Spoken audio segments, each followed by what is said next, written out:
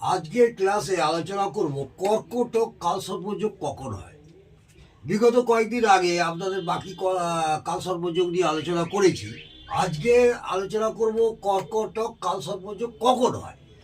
লগ্ন সাপেক্ষে, এই যে লগ্ন মেষ লগ্ন এখানে দেখানো হয়েছে অঙ্কন করে, এই মেষ লগ্ন সাপেক্ষে অষ্টমে রাহু এবং দ্বিতীয় যদি কেতু থাকে তখন কর্কটক কালসর্পযোগ হয়।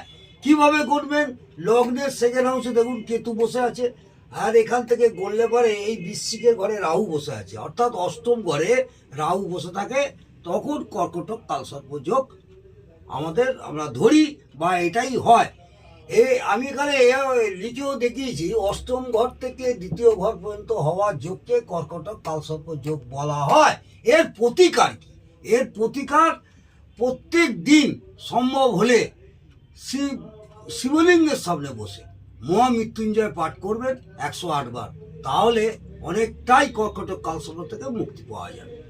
যদি সম্ভব না হয় তখন সপ্তাহে একদিন সোমবার শুদ্ধ বস্ত্রে স্নান করে মহামৃত্যুঞ্জয় পাঠ করবেন 108 বার। আজকে এই পর্যন্ত। নেক্সট দিন 12টা কর্কটক কালসর্পযোগ মনে হচ্ছে 6টা বলে ফেলেছি। এরপরে আরেকটি কালসর্পযোগ নিয়ে আলোচনা করব। আজকে এই পর্যন্ত।